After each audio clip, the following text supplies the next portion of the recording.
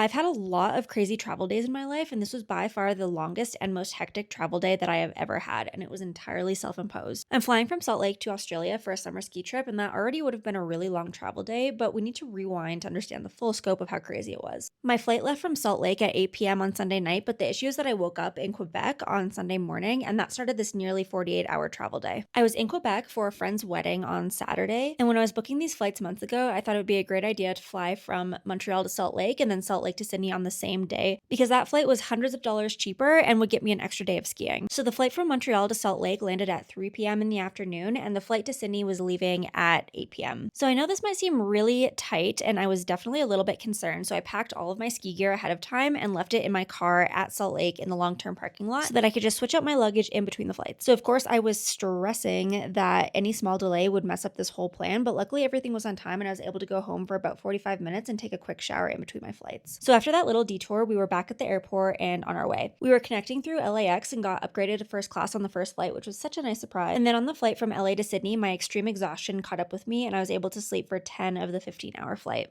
We landed in Sydney at 7 a.m. on Tuesday morning, which was a bit of a trip, and the travel day was still not over, so we hopped in the rental car, learned how to drive on the left-hand side of the road, and drove 6 hours to get to Thredbo. 6 hours later, 2 cafe stops and 4 flat whites, and we made it to Thredbo and are ready to go skiing.